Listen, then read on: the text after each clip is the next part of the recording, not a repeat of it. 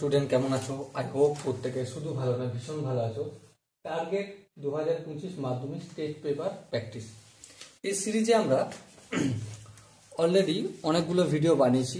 এই ভিডিওতে আমরা পূর্ব Bardhaman district inter school test এই কোশ্চেন পেপারের 4 দাগের প্রশ্নগুলো সলভ করব। ওকে, তো 4 দাগের প্রশ্নগুলো কি বলেছে প্রথমে একটু পড়ে নিই।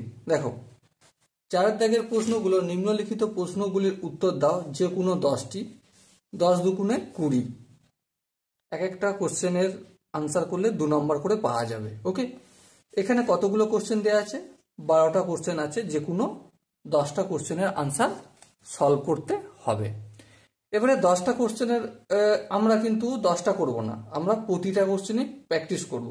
ওকে, তো চলো সময় নষ্ট না করে প্রথমে 1 নম্বর কোশ্চেনটা কি বলেছে পড়ে নিই।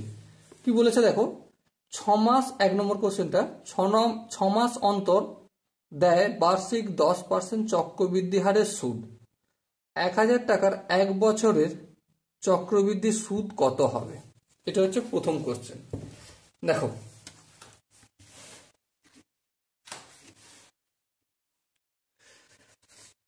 তাহলে দেখো দাগ নম্বর দিয়ে দিই, 4 দাগের 1-এরটা। প্রথমে 6 মাস অন্তর সুদ দেয়, মানে 1 বছরে কতবার সুদ পাবো, যেটা আমরা এন বলি। 1 বছরে সুদ পাবো 2 বার। বেশ, মানে n ইকুয়াল টু 2। আসল মানে প্রিন্সিপাল কত? 1000 টাকা। বেশ, আর কি বলেছে? রেট অফ ইন্টারেস্ট কত? দেখো কোশ্চেনে বলেছে 10%, তাহলে রেট অফ ইন্টারেস্ট হচ্ছে 10%। এবারে ধ্যান দিয়ে লক্ষ্য করো, সুদ প্লাস আসলের সূত্রটা কি? এ ইকুয়াল টু, এ মানে হচ্ছে সুদ প্লাস আসল, P into 1 plus R by 100, পার হচ্ছে এন। এন মানে কতবার সুদ দিচ্ছে বছরে। যদি 1 বার দেয় তো 1 লিখব। সব থেকে বেস্ট হচ্ছে এখানটায় এই 2 না করে আমরা এটা কিছু করব না। 1 বছরে সুদ দেয় 2 বার, এন কিছু করার দরকার নেই, পরে বোঝাচ্ছি।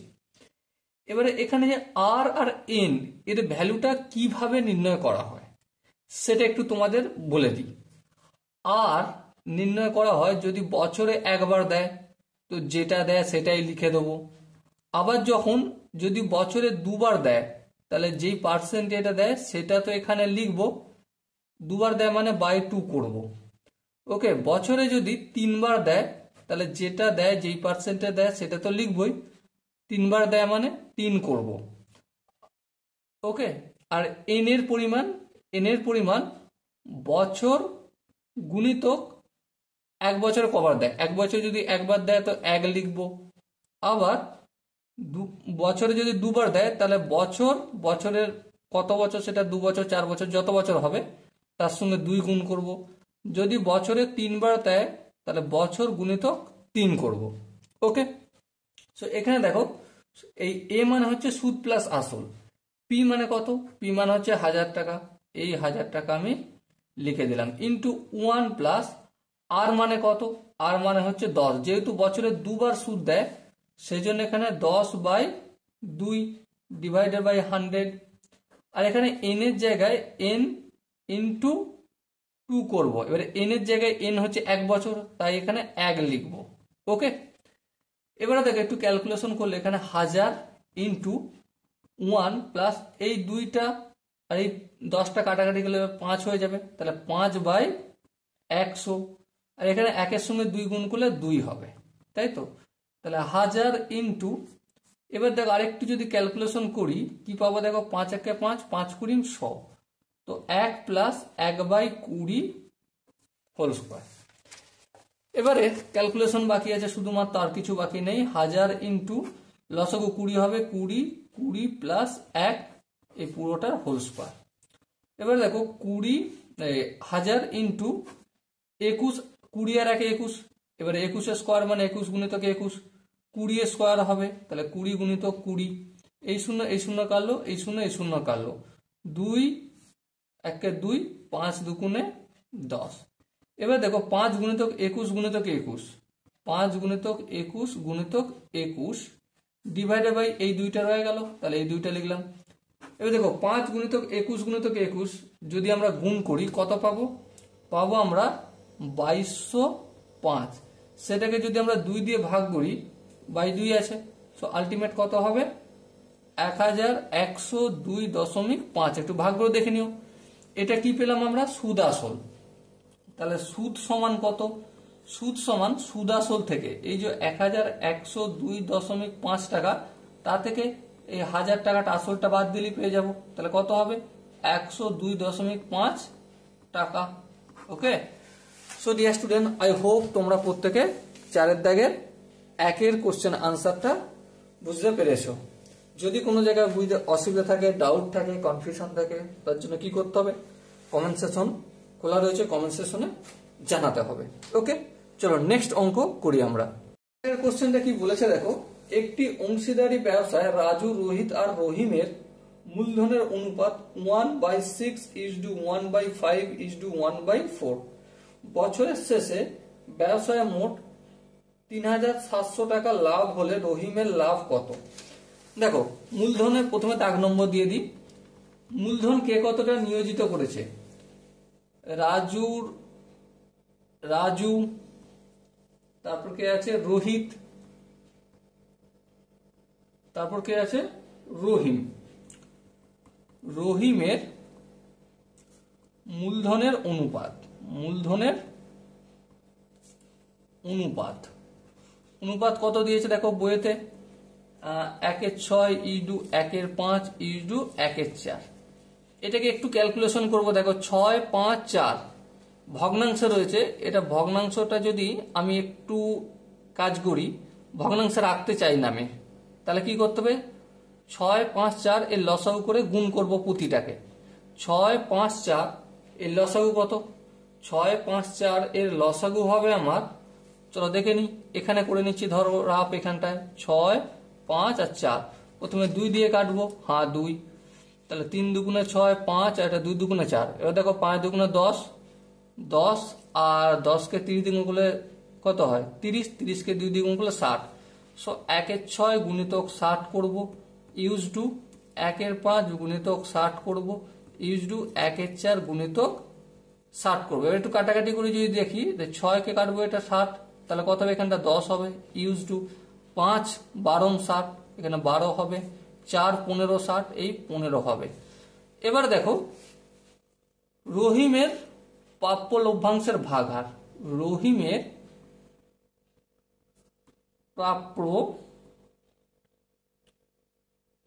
প্রাপ্য লভ্যাংশের ভাগহার কত? ভাগহার সমান কত হবে? হরে কোনটা লিখবো? 3টে যোগ করবো, 10, 12 আর 15 যোগ করলে কত হয়? 37। আর রহিম 3 নম্বর আছে, মানে এখানে 15, এই 15 লিখলাম, এত অংশ। তাহলে অতএব রহিমের প্রাপ্য লভ্যাংশ, অতএব রহিমের প্রাপ্য লভ্যাংশ ইকুয়াল টু কত টাকা? 3700 টাকা লাভ হয়েছে, তাই তো নাকি? দেখো কোশ্চেনে বলে দিয়েছে 3700 টাকা লাভ হয়েছে। তাহলে 3700 ইন্টু তার ভাগহার কত? 15/37। কাটাকাটি যদি 37 একে 37, এখানে 37কে 100 দিয়ে গুণ করলে 3700, 100কে 15 দিয়ে গুণ করলে 1500, তাহলে 1500 টাকা কে পাচ্ছে? রহিম পাচ্ছে। ওকে, সো 2 এর কোশ্চেন আনসার হবে 1500 টাকা। আশা করি প্রত্যেকের 2 এর দাগের কোশ্চেনের আনসারটা বোঝা গেছে। যদি কোনো জায়গায় বুঝতে অসুবিধা থাকে, ডাউট থাকে, কনফিউশন থাকে, তার জন্য কি করতে হবে? কমেন্ট সেকশন তো খালি রয়েছে, কমেন্ট সেকশনটা ভরিয়ে দাও। ওকে, চলো নেক্সট 3 নম্বর অঙ্কটা প্র্যাকটিস করি। 3 নম্বর অঙ্কটা কি বলেছে প্রথমে মন দিয়ে আমরা পড়ে নিই। 3 নম্বর অঙ্কটা আই হোপ স্ক্রিনের উপর দেখা যাচ্ছে, তাই না? কি বলেছে দেখো, যদি 5x² plus 13x plus k equal to 0 দ্বিঘাত সমীকরণের বীজদ্বয় একটি অপরটির অনন্য হয়, তবে k এর মান নির্ণয় করো। প্রথমে আমি দ্বিঘাত সমীকরণটা লিখে নিই। কি আছে? 5x² plus 13x plus K equal to 0। এর একটি বীজ ধরি, একটি বীজ ইকুয়াল টু আলফা, তাহলে অন্য বীজটি কত হবে? অন্য বীজটি যেহেতু এর অনন্য সেহেতু 1/আলফা হবে। এবারে কি জানি আমরা, দুটো বীজের গুণফল কি হয়? আলফা ইন্টু 1/আলফা সমান কি? c/a। সি বলতে এখানে কেটা সি আর এটা হচ্ছে 5, তাহলে k/5। এবার দেখো উপরে আলফা নিচে আলফা কেটে যাবে, তাহলে এদিকে বেঁচে থাকবে 1 ইকুয়াল টু k/5। 5 ডে এদিকে নিয়ে আসলে একের সাথে গুণ হবে, তাহলে কি হবে? 5 ইকুয়াল টু কে। সো কে এর মান কত পেলাম আমরা? 5 পেলাম। So dear student, I hope প্রত্যেকে বুঝতে পেরেছো। যদি কোনো জায়গায় বুঝতে অসুবিধা থাকে তো ডেফিনেটলি কি করবে? কমেন্ট সেকশন তো খোলা রয়েছে, কমেন্ট সেকশনে জানাও। চলো নেক্সট আমরা 4 দাগের কোশ্চেন আনসার করব। তুমি 4 দাগের প্রশ্নটা পড়ে নি কি বলেছে। দেখো 4 দাগের প্রশ্নটা আমাদের এটাই বলেছে যে x equal to 3 plus 2√2। x এর মান হচ্ছে 3 প্লাস 2√2। তাহলে এখন আমাকে বলতে হবে x প্লাস 1/x এর ভ্যালু কত। ওকে, আমরা x এর ভ্যালু জানি, হ্যাঁ জানি। তাহলে 1/x এর ভ্যালু বের করতে পারবো, হ্যাঁ বের করতে পারবো। কিভাবে করব? দেখো x এর নিচে কিছু নেই মানে 1 আছে, এর 3 প্লাস 2√2 নিচে কিছু নেই মানে 1 আছে।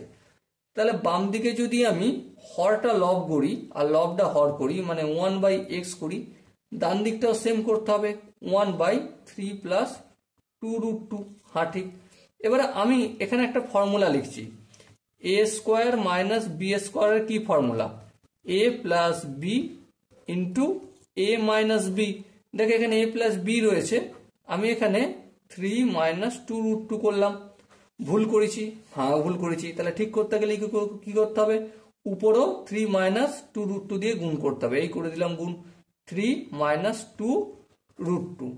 এবার দেখো এটা 1/x টা যেমন আছে তেমন থাকলো বাম দিকে, a plus B into a minus B হয়ে গেল। a plus B into a minus B সূত্র কি? a স্কোয়ার বলতে এই 3 স্কোয়ার মাইনাস বি স্কোয়ার বলতে 2√2 স্কোয়ার। এদিকে একের সাথে এটা যদি গুণ করি সেম এটাই রয়ে যাবে। এটা 1/x টা এদিকে যেমন থাকলো। 3 স্কোয়ার মানে কত? 9 মাইনাস 2 এর স্কোয়ার আবার √2 এর স্কোয়ার, 2 এর স্কোয়ার মানে 4 আর √2 স্কোয়ার কেটে গেলে কি হবে? 2 হবে, 4 দুগুণে 8 হবে। তাহলে 9 মাইনাস 8 উপরে যেমন আছে 3 মাইনাস 2√2 রয়ে গেল। 9 থেকে 8 বিয়োগ করলে 1 হয়, তার মানে এটা 3 মাইনাস 2√2 পেলাম আমরা 1/x এর মান। এবারে দেখো x এর ভ্যালু কত? x এর ভ্যালু এখানে দেওয়া ছিল 3 প্লাস 2√2, প্লাস চিহ্ন আছে প্লাস চিহ্ন দিলাম। 1/x এর ভ্যালু কত? এটা কত? এটা 3 মাইনাস 2√2। এবার দেখো প্লাস 2√2 মাইনাস 2√2 এই দুটো ক্যান্সেল আউট হয়ে গেল, তাহলে 3 আর 3 এর যোগ করলে কত? 6 হবে। এটাই আমাদের আনসার হবে। বোঝাতে কি পারলাম? আই হোপ প্রত্যেকে বুঝতে পেরেছো। যদি কোনো জায়গায় বুঝতে অসুবিধা থাকে তার জন্য কি করতে হবে? কমেন্ট বক্স তো খোলা রয়েছে। ওকে, চলো নেক্সট আমরা 5 দাগের অঙ্কটা করব। 5 দাগের অঙ্কটা কি বলেছে প্রথমে একটু পড়ে নিই। কি বলেছে দেখো, বলেছে যে ও কেন্দ্রীয় বৃত্তে এবি এবং সিডি যা দুটি কেন্দ্র থেকে সমদূরবর্তী, বেশ বুঝলাম, সমান দূরে আছে দুজনে, ঠিক আছে। আর কি বলেছে? আর বলেছে আমাদেরকে angle A O B 60 degree হলে এবং সিডি ইকুয়াল টু 6 সেন্টিমিটার হলে বৃত্তটির ব্যাসার্ধের দৈর্ঘ্য কত। প্রথমে দেখো চোখ কান বন্ধ করে আমরা একটা বৃত্ত অঙ্কন করব। তোমরা অবশ্যই পরীক্ষার খাতায় বসে বসে কিন্তু পেন্সিল কম্পাস পেন্সিলের মাধ্যমে করবে।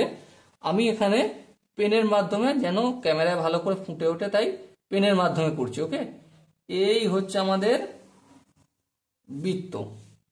কি কেন্দ্রীয় বৃত্ত? ও কেন্দ্রীয়। সাপোজ মনে করো এটা হচ্ছে ও কেন্দ্রীয় বৃত্ত। এবারে এখানে একটা জ্যা আছে যার নাম কি? A B. আর এখানে একটা জ্যা আছে যার নাম কি? সিডি।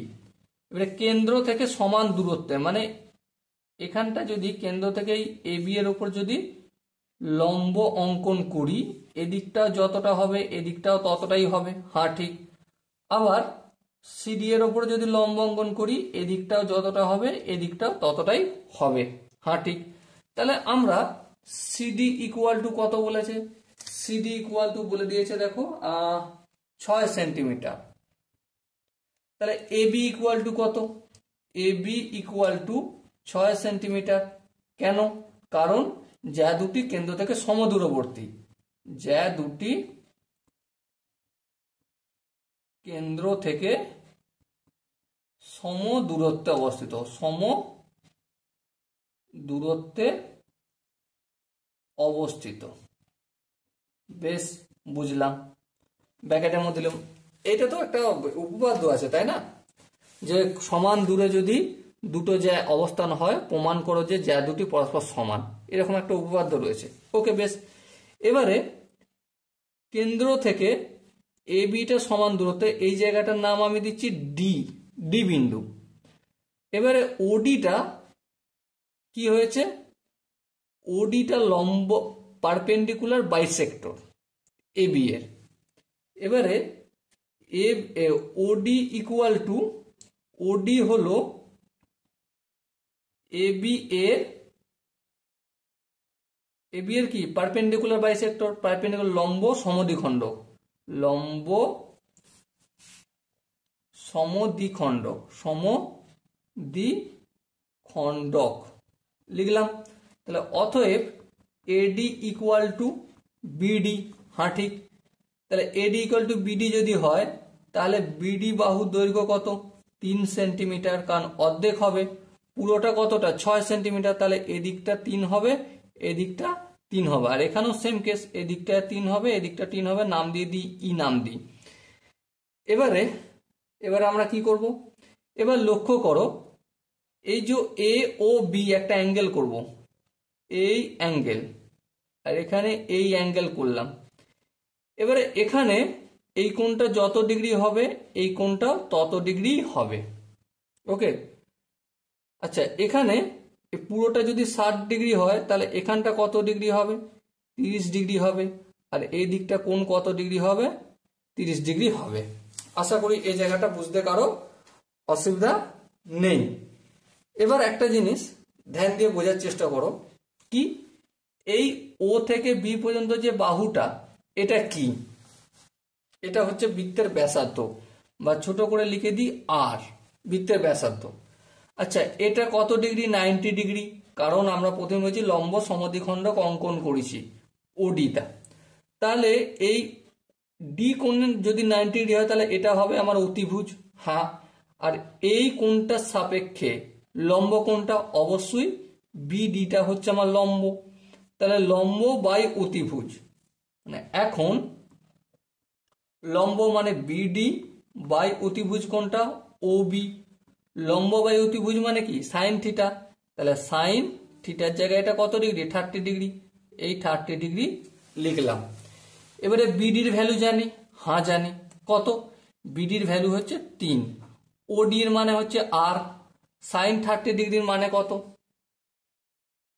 হ্যাঁ ঠিক, সাইন 30 ডিগ্রির মান হচ্ছে 1/2। বেশ, এবার দেখো আরটা যদি 1-এর সাথে গুণ করি তাহলে 2টা 3-এর সাথে গুণ হবে, কোনাকুনি গুণ হয় সমানের ডান দিক বাম দিক সরানোর সময়। তাহলে 2কে যদি 3-এর সাথে গুণ করি 6 হবে, আর আর এর সঙ্গে 1 গুণ করলে আর হবে। তাহলে ব্যাসার্ধ কত পেলাম, এই বৃত্তটার ব্যাসার্ধ পেলাম আমরা 6 সেন্টিমিটার। আই হোপ তোমরা এর আনসারটা লিখে নিতে পারবে। ওকে, এরপর আমরা 6 দাগের অঙ্কটা প্র্যাকটিস করবে একটু। ওকে, তাহলে এই পাতাটা শেষ হয়েছে, নেক্সট একটা পেজ নিয়ে নিই। দেখো 6 দাগের অঙ্কটা কি বলেছে, প্রথমে মন দিয়ে পড়ে নি।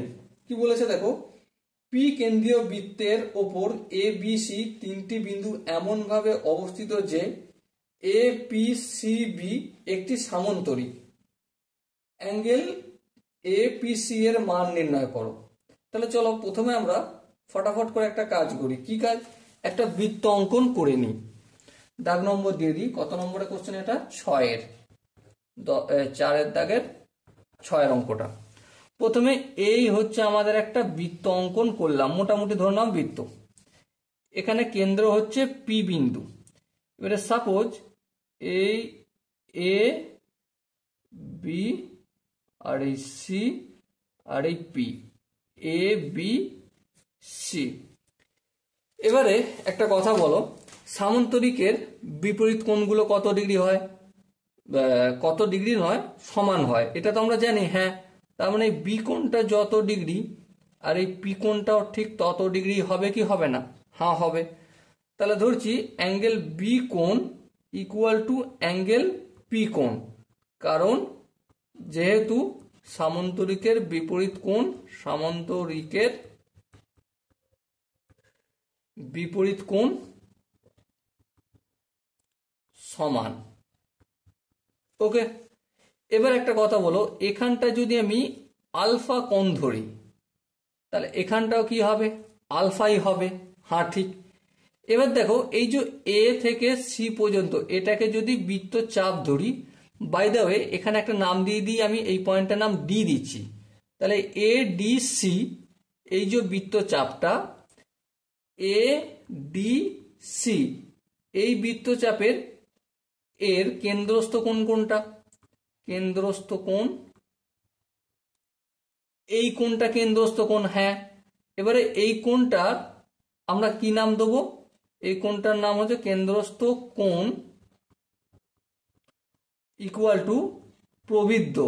প্রবৃদ্ধ কোণ 180 বড়, তাহলে প্রবৃদ্ধ angle A P C, A P C. এবারে একটা কথা বলো, এই যে পুরোটা একটা সার্কেল, সার্কেলের মধ্যে এইটুকুনটা হচ্ছে আলফা, তাহলে এই পুরোটা কত ডিগ্রি হবে? অবভিয়াসলি 360 ডিগ্রি থেকে এই আলফাটা বাদ দিয়ে দাও, তাহলে এই পুরোটা পেয়ে যাব। তাহলে 360 ডিগ্রি মাইনাস আলফা, তাহলে এখানে প্রবৃদ্ধ কোণটা সমান সমান লিখতে পারি কি? 360 ডিগ্রি মাইনাস আলফা। বেশ, এখান পর্যন্ত আই হোপ প্রত্যেকের সুন্দরভাবে বোঝা গেছে। এবার দেখো, একইভাবে বৃত্তচাপ এ ডি সি এর বৃত্তস্থ কোণ কোনটা? বৃত্তস্থ কোণ, বৃত্তস্থ কোণ হচ্ছে এ বি সিটা, তাহলে অ্যাঙ্গেল এ বি সি। এবার দেখো, একই বৃত্তচাপের ওপর কেন্দ্রস্থ কোণ পরিস্থ কোণের ডবল হয়, তাহলে যদি তাই হয় তাহলে আমরা কি লিখব? একই, যেহেতু একই বৃত্তচাপের কেন্দ্রস্থ কোণ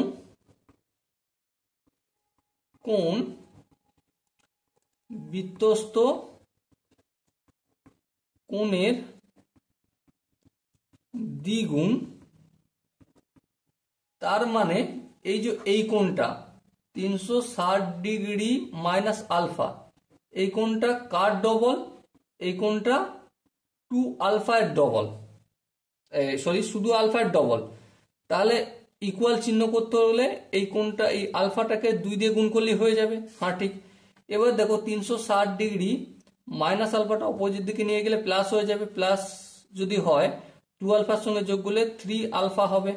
তাহলে আলফা ইকুয়াল টু কি? 3টা অপোজিট দিকে নিয়ে গেলে ভাগ হয়, তাহলে 360 ডিগ্রি বাই 3 সমান কত? 120 ডিগ্রি। তাহলে আলফার মান কত পেলাম? 120 ডিগ্রি পেলাম। জিজ্ঞাসা কি করতে কি বলেছিল আমাকে? এই এ পি সি এই কোণটার মান কত? এই কোণটার মান আমরা আলফা ধরেছিলাম, তাহলে আলফার মান 120। So dear student, I hope তোমরা প্রত্যেকে আনসারটা লিখে নিতে পারবে। ওকে, আই হোপ প্রত্যেকে বুঝে গেছে। যদি কোনো জায়গায় বুঝতে অসুবিধা থাকে তো ডেফিনেটলি কমেন্টে জানাও, আর যদি বুঝতে পেরে থাকো তাহলে চ্যানেলটা একবার শেয়ার লাইক আর সাবস্ক্রাইব করে দাও। ওকে, চলো নেক্সট আমরা কোন অঙ্কটা করবো? VII মানে 7 অঙ্কটা করবো। 7 অঙ্কটা কি বলেছে প্রথমে মন দিয়ে পড়ে নিই। 7 অঙ্কটা বলেছে যে একটি বৃত্তস্থ চতুর্ভুজে পরপর 3টি কোণের অনুপাত 1:2:3 হলে প্রথম ও তৃতীয় কোণের মান কত? বেশ, সাপোজ একটা বৃত্ত অঙ্কন করব, এই আমাদের বৃত্ত। ওকে, এবারে এই বৃত্তের 4টে কোণ, এই কোণ, এই কোণ, এই কোণ আর এই কোণ, 3টে কোণের অনুপাত কত? বৃত্তস্থ চতুর্ভুজের তিনটি কোণের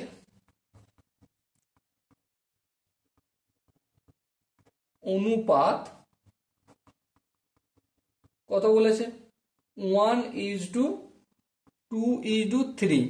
তাহলে প্রথম কোণটির মান, প্রথম কোণ ইকুয়াল টু আলফা, দ্বিতীয় কোণ কত হবে? 2 আলফা, আর তৃতীয় কোণ হবে 3 আলফা। তার মানে এই কোণটাকে যদি আমি আলফা ধরি, এই কোণটা হবে আমার 2 আলফা, আর এই কোণটা হবে 3 আলফা। এবার দেখো, এবার একটা যেটা বলছি সেটা ধ্যান দিয়ে বুঝবে। যেহেতু এখানে যেহেতু চিহ্ন দাও, যেহেতু বৃত্তস্থ চতুর্ভুজের বিপরীত কোণের সমষ্টি, বিপরীত কোণের সমষ্টি 180 ডিগ্রি, 180 ডিগ্রি। তাহলে অতএব এই আলফা আর এই 3 alpha, alpha plus 3 alpha 180 degree বলতে পারি? হ্যাঁ বলতে পারি। তাহলে কি হলো? 4 আলফা সমান কত? 180 ডিগ্রি। তাহলে শুধু আলফা সমান কত? 180 ডিগ্রিকে 4 দিয়ে ভাগ করব, কত হবে? 45 ডিগ্রি হবে। ওকে, তাহলে 45 ডিগ্রি হলো। তাহলে এই কোণটার মান কত পেলাম? 45 ডিগ্রি। আর এই কোণটার মান কত পাবো? 3 × 45 ডিগ্রি, তার মানে 135 ডিগ্রি। তাহলে অতএব প্রথম কোণের মান, প্রথম কোণের মান equal to alpha equal to 45 degree, আর তৃতীয় কোণের মান ইকুয়াল টু 3 আলফা, মানে 3 × 45 equal to 135 degree. Okay, so dear student, I hope তোমরা প্রত্যেকে 7 দাগের অঙ্কটা বুঝতে পেরেছো। নেক্সট আমরা 8 দাগের অঙ্কটা করব। 8 দাগের অঙ্কটা কি বলেছে প্রথমে পড়ে নি। বলেছে যে tan 1 ডিগ্রি গুণিতক tan 2 ডিগ্রি গুণিতক tan 3 ডিগ্রি, এইভাবে গুণ করতে করতে করতে কত দূর পর্যন্ত গেছে? tan 89 ডিগ্রি এর মান নির্ণয় করো। তাহলে চলো, দাগ নম্বর হচ্ছে 8। শুরু করে দিই আমরা। tan 1 degree into tan 2 degree into tan 3 degree into করতে করতে কত দূর গেছে? tan 89 degree. বেশ, এবার তোমরা একটা জিনিস বোঝো। প্রথমে যেমন tan 1 ডিগ্রি আছে করলাম, যেমন tan 2 ডিগ্রি আছে তেমন 2 ডিগ্রি করলাম, কিচ্ছু পরিবর্তন করব না। তারপর নেক্সট আছে tan 3 ডিগ্রি, এটাও করলাম। এইভাবে গুণ করতে করতে একটা সময় আমরা tan 45 ডিগ্রি পাবো। হ্যাঁ, tan 45 ডিগ্রি পাবো। ফের গুণ করতে করতে যাব, একটা সময় আমরা tan কত ডিগ্রি পাবো? 87 ডিগ্রি পাবো, ইন্টু tan 88 ডিগ্রি পাবো, ইন্টু tan 89 ডিগ্রি পাবো। এবার দেখো, tan 1 ডিগ্রি মানে tan 1 ডিগ্রি লিখে রেখে দিলাম, tan 2 ডিগ্রি মানে tan 2 ডিগ্রি লিখে দিলাম, tan 3 ডিগ্রি মানে tan 3 ডিগ্রি লিখে রেখে দিলাম, ইন্টু যেমন চলবে এরকম ভাবে চলতে চলতে tan 45 ডিগ্রি, ইন্টু আবার গুণ করতে চলবে। আচ্ছা, tan 87 ডিগ্রি এর পুরো কোণ কত? Obviously cot 3 degree. tan 88 degree মানে কি? cot 2 degree, into tan 89 degree মানে কি? cot 1 degree. এবার একটা কথা বলো, এই যে tan 1 ডিগ্রি আর cot 1 ডিগ্রি ক্যান্সেল আউট হয়? হ্যাঁ হয়। কেন? কারণ tan থিটা ইকুয়াল টু কি? 1/cot theta. তাহলে এবারে দেখো, tan theta equal to 1/cot theta, আর cot theta equal to 1/tan theta. তাহলে দেখো tan থিটা, আচ্ছা একটু করিয়ে দিই বুঝতে সুবিধা হবে। tan 1 degree into tan 2 degree into tan 3 degree into চলবে যেতে যেতে tan 45 ডিগ্রি ইন্টু ইন্টু চলবে। এখানে cot 3 ডিগ্রি মানে কি? ইন্টু 1/tan 3 ডিগ্রি হবে, ইন্টু cot 2 ডিগ্রি মানে কি? 1/tan 2 degree into cot 1 degree মানে কি 1/tan 1 ডিগ্রি। এবার দেখো প্রতিটা এখানে মাঝে গুণ চিহ্ন আছে, যদি থাকে এই tan 3 ডিগ্রি tan 3 ডিগ্রি কেটে যাবে, এই 2 ডিগ্রি এই 2 ডিগ্রি কেটে যাবে, tan 1 ডিগ্রি কেটে যাবে, মাঝে যা থাকবে সব কেটে যাবে, কি বেঁচে থাকবে tan 45 আর tan 45 এর মান 1। এটাই হবে আমাদের আনসার। ওকে, আই হোপ প্রত্যেকে বুঝতে পেরেছো। যদি কোনো জায়গায় বুঝতে অসুবিধা থাকে, ডাউট থাকে, কনফিউশন থাকে, তার জন্য তো কমেন্ট বক্স খোলা রইলো, কমেন্টে জানাও, আমি আরো ভালো করে বোঝানোর চেষ্টা করবো। ওকে, নেক্সট যে কোশ্চেনটা আছে সেটা হচ্ছে 9 দাগের। 9 দাগের কোশ্চেনটা কি বলেছে প্রথমে দেখে নি। আমাকে প্রমাণ করতে হবে 1 minus tan square 30 degree by 1 plus tan square 30 degree সমান কত? সমান বলেছে cos 60 ডিগ্রি। এটা আমাকে প্রমাণ করতে হবে। প্রথমে আমি লেফট হ্যান্ড সাইড করি, left hand side. Left hand সাইডে কি আছে 1 minus tan square 30 degree 1 plus tan square 30 degree. এবার দেখো 1 মাইনাস tan 30 এর মান কত বলো? tan 30 এর মান হচ্ছে 1/√3, তাহলে 1/√3 হোল যদি স্কোয়ার করি তাহলে 1/3 হয়ে যাবে, রুটটা চলে যাবে। আর এখানে সেম কাজ করবো 1/3 হয়ে যাবে, তাই না? এবার যদি একটু লসাগু টসাগু করি 3 লসাগু হবে, আর 3 এককে 3 মাইনাস 1, আর এখানেও 3 লসাগু হবে। এই যে এই পোর্শনটার কাজ যদি করি কি হবে 3 লসাগু, তাহলে 3 প্লাস 1। এবার এর হর 3 এর হর 3 কেটে যাবে। সো দেখো 3 থেকে 1 বিয়োগ করলে 2, আর 3 সঙ্গে 1 যোগ করলে 4। সো আলটিমেট কি পেলাম 2 এককে 2, 2 দুগুণে 4। সো 1 এর 2 পেলাম লেফট হ্যান্ড সাইড। এবার দেখো রাইট হ্যান্ড সাইড, এখানে যদি দেখাই right hand side cos 60 degree, তাই তো cos 60 ডিগ্রি। cos 60 ডিগ্রির মান কত? cos 60 ডিগ্রির মান হচ্ছে হাফ। তাহলে অতএব প্রমাণ কি হলো left hand side equal to right hand side, প্রমাণিত। Okay, so dear student, I hope প্রত্যেকে 9 দাগের যে কোশ্চেন আনসার ছিল এটা বোঝা গেছে। যদি কোনো জায়গায় বুঝতে অসুবিধা থাকে, ডাউট থাকে, কনফিউশন থাকতেই পারে, এমনটা নয় যে আমি একবারে তোমাদের সব বুঝিয়ে ফেলতে পারলাম। যদি বুঝতে কোনো জায়গায় অসুবিধা থাকে তাহলে তার জন্য কি করতে হবে, কমেন্ট সেকশন তো খালি আছে, কমেন্টে ভরিয়ে দাও। ওকে, চলো নেক্সট আমরা 10 দাগের অঙ্কটা করব। 10 দাগের অঙ্কটা কি বলেছে প্রথমে একটু পড়ে নিই। কি বলেছে দেখো, একটি লম্ব বৃত্তাকার চোঙের উচ্চতা 14 সেন্টিমিটার, বক্রতলের ক্ষেত্রফল 264 বর্গ সেন্টিমিটার হলে চোঙটির আয়তন কত? প্রথমে আমরা একটা কাজ করব, চোঙ একটা অঙ্কন করব। এই হচ্ছে আমার চোঙ। ওকে, এবার দেখো চোঙের এইটা হচ্ছে রেডিয়াস আর, আর চোঙের এই যে হাইট, এই হাইটটা কি এইচ। ওকে, এবার আমরা কি জানি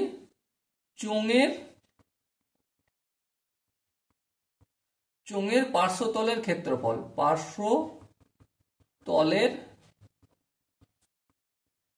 ক্ষেত্রফল, চোঙের পার্শ্বতলের ক্ষেত্রফল কত বলে দিয়েছে দেখো কোশ্চেনে 264 বর্গ সেন্টিমিটার। আমি শুধু 264 লিখলাম। এবার চোঙের পার্শ্বতলের ক্ষেত্রফলের সূত্রটা কি? এখানে যদি বা দিই, চোঙের পার্শ্বতলের ক্ষেত্রফলের সূত্র হচ্ছে 2 পাই আর এইচ ইকুয়াল টু 264। বলো এই জায়গাটা কি কারো বুঝতে অসুবিধা রয়েছে? আই হোপ বুঝতে অসুবিধা থাকার কথা নয়। সো আর সমান কত? দেখো প্রথমত 264 এখানে লিখবো, দুইটা গুণ আছে অপর দিকে ভাগ হবে, পাইটা গুণ আছে অপর দিকে ভাগ হবে, এইচ গুণ আছে অপর দিকে ভাগ হবে, কিন্তু এইচ এর মান 14 আমি লিখে দেবো। আশা করি এখানটা প্রত্যেকের বোঝা গেছে। এবার দেখো আর এর মানটা আর কিছু করবো, আচ্ছা করে নিই একটু কাজ। দেখো এখানে 264 যেমন আছে তেমন থাকলো, ঠিক আছে। এরপর ধ্যান দিয়ে দেখো এই দুইটা যেমন আছে তেমন থাকলো। পায়ের মান কত? 22, 22 7 এর নিচে না করে উপরে তুলে দিই আমরা, আর এই 14। এবার দেখো 7 একে 7, 7 দুগুণে 14। এবার দেখো এটা 22 এককে 22, আর এটা যদি কাটি 22 এককে 22, আর 4 থাকবে 44, 22 দুগুণে 44। বেশ, 2 দুগুণে 4, 3 4 12, তাহলে আর এর ভ্যালু কত পেলাম? 3 পেলাম। ওকে, এবারে চোঙের আয়তন সমান কত? অতএব চোঙের আয়তন, চোঙের আয়তনের সূত্র কি? পাই আর স্কোয়ার এইচ। পায়ের মান কত? 22/7। আর এর মান কত? 3। 3 গুণিতক 3 হবে, কারণ স্কোয়ার আছে। এইচ মানে কত? 14। এই 14 লিখলাম। এবার দেখো 7 1 7, 7 2 14। এর 22 কে 3 দিয়ে গুণ করব, তাকে 3 দিয়ে গুণ করব, ফের 2 দিয়ে গুণ করব। প্রথমে 22 কে 2 দিয়ে গুণ করলে 44 হয়, আর 3 কে 3 দিয়ে গুণ করলে 9 হয়। এবার দেখো 4 9 36 6, হাতে থাকে কত? 3। 4 9 36, 36 আর 3 39, তাহলে এত সেমি কিউ আনসার হবে। Okay, so dear student, I hope তোমরা প্রত্যেকে বুঝতে পেরেছো 9 10 এর অঙ্কটা। এরপর আমরা 11 দাগের কোশ্চেনটা সলভ করব। 11 দাগের কোশ্চেনটা কি বলেছে প্রথমে আমরা মন দিয়ে পড়ে নেব। ওকে, বলেছে 11 দাগের একটি লম্ববৃত্তাকার চোঙের বক্রতলের ক্ষেত্রফল তার ভূমির ক্ষেত্রফলের √10 গুণ। বেশ, দেখাও যে শঙ্কুটির উচ্চতা এর ভূমির ব্যাসার্ধের 3 গুণ। মানে কি? সাপোজ আমি এখানে একটা দাগ নম্বর দিই, প্রথমে 11 নম্বর শঙ্কু অঙ্কন করি। এই হচ্ছে আমাদের শঙ্কু। শঙ্কুর এই হচ্ছে ব্যাসার্ধ আর, আর এই হচ্ছে উচ্চতা এইচ, আর এটা হচ্ছে তির্যক উচ্চতা, যেটা আমরা এল বলে বিবেচনা করি। ওকে, কি দেখাতে বলেছে? দেখো কোশ্চেনে লিখে দিই, দেখাতে হবে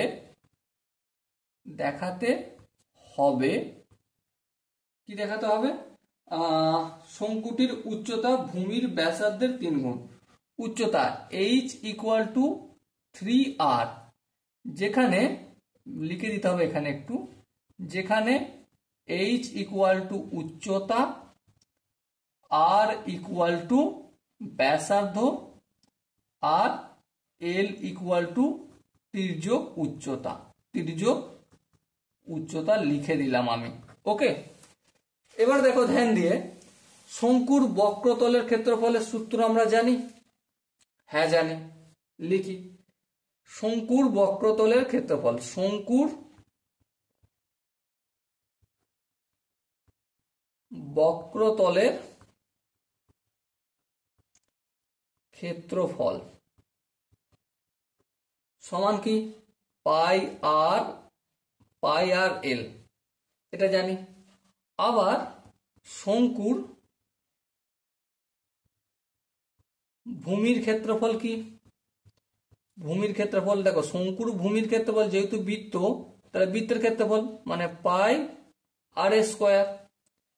এবারে দেখো এখানে একটা শর্ত বলেছে কোশ্চেনেটি,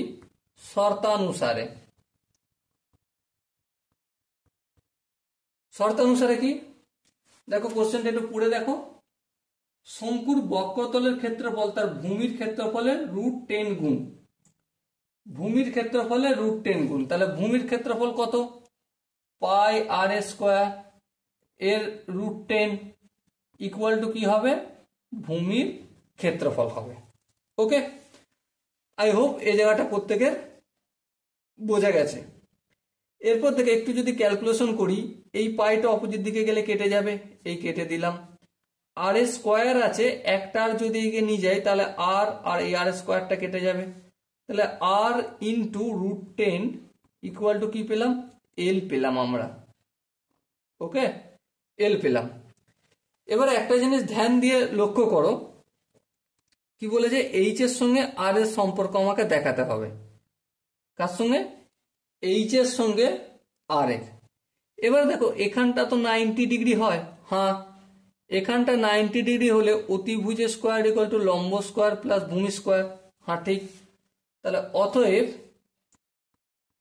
এল স্কোয়ার, বা আমরা জানি একটু লিখে দিতে হবে যে এ বি আর এই সি ত্রিভুজের ট্রায়াঙ্গেল এ বি সি এর angle B equal to 90 degree, অতএব L A square equal to H A square plus R A square. হ্যাঁ ঠিক। এবারে এল এর ভ্যালু কত? r√10। তাহলে এখানে আমি এল এর জায়গায় r√10 পুরোটা স্কোয়ার লিখে দেবো। আর এখানে যেমন এইচ এ স্কোয়ার আছে তেমন থাকলো, যেমন আর এ স্কোয়ার আছে তেমন থাকলো, শুধু এখানে একটু ব্র্যাকেটে লিখে দিতে হবে কি L equal to R into √10। এখানে আমরা নির্ণয় করে নিয়েছি। এবার দেখো স্কোয়ার আছে, তাহলে এটা কি হয়ে যাবে আর স্কোয়ার ইন্টু রুট আর স্কোয়ার কেটে যাবে, তাহলে 10 হবে। এই আর স্কোয়ারটা সমান অপোজিট দিকে নিয়ে আসলে কি হয়ে যাবে মাইনাস আর স্কোয়ার হয়ে যাবে ইকুয়াল টু এইচ স্কোয়ার। আর স্কোয়ার কটা আছে? 10টা। এখানে একটা বিয়োগ করলে কটা হবে? 9 R square equal to H square. এবার দেখো স্কোয়ার, এদিকে দেখো 3r তার পুরোটা হোল স্কোয়ার করবো, আর এদিকটা এইচ স্কোয়ার করবো। 9 মানে কি 3 স্কোয়ার, এটা করলাম। স্কোয়ারটা অপোজিট দিকে রাখলে এই স্কোয়ার কেটে যাবে, তাহলে 3r ইকুয়াল টু এইচ। প্রমাণ হয়েছে? হ্যাঁ, প্রমাণিত হলো। Okay, so dear student, I hope তোমরা প্রত্যেকে 11 দাগের কোশ্চেন আনসারটা বুঝতে পেরেছো। যদি কোনো জায়গায় বুঝতে অসুবিধা থাকে তার জন্য কি করতে হবে, কমেন্ট সেকশন তো রয়েছে, কমেন্ট সেকশনে জানাও।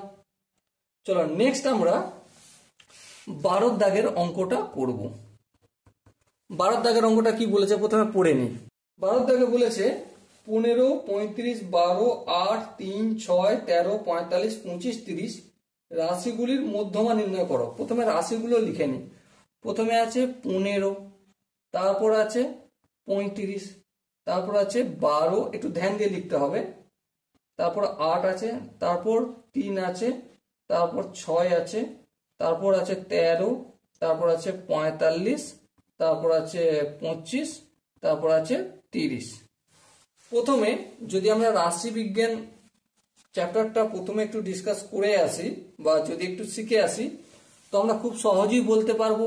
প্রথমে কি করতে হবে? ফার্স্ট স্টেপ, ঊর্ধ্বক্রমে সাজাতে হবে। ঊর্ধ্বক্রমে যদি সাজাই তাহলে কি পাবো? প্রথমে সব থেকে ছোট 3 আছে, 3 লিখলাম।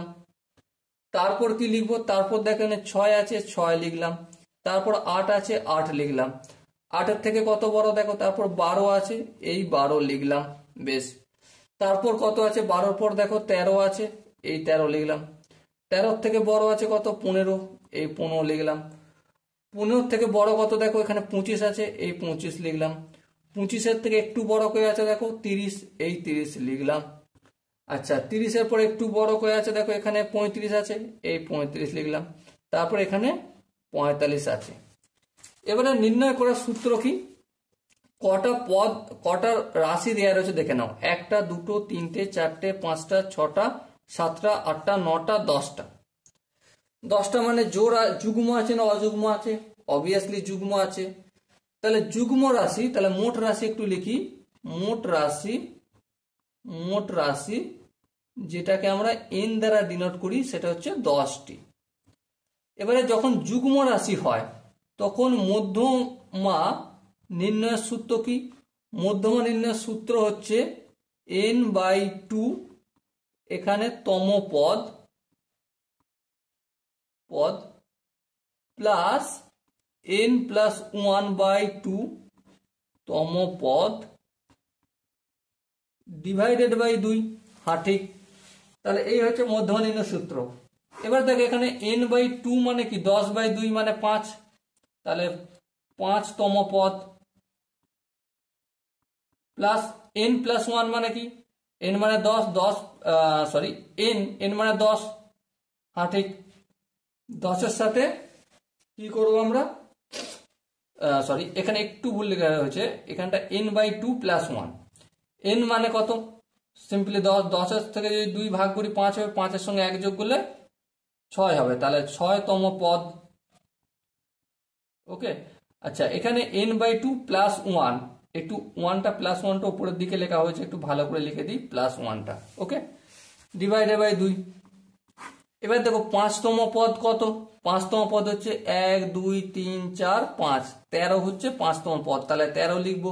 প্লাস 6তম পদ কত? 15, এই 15 লিখবো। ডিভাইডেড বাই 2 করব। ওকে, এবার দেখো 13 আর 15 কত হয়, 28 হয়, তাহলে 28/2 ইকুয়াল টু 14, তাহলে মধ্যমা কত হলো, 14 হলো। Okay, so dear student, I hope তোমরা প্রত্যেকে এই কোশ্চেনের কনসেপ্ট গুলো বুঝতে পেরেছো। যদি কোনো জায়গায় বুঝতে অসুবিধা থাকে ওয়েট করছি কমেন্ট সেকশনে। ততক্ষণ পর্যন্ত তোমরা প্রত্যেকে ভালো থেকো, সুস্থ থেকো এবং জয় হিন্দ।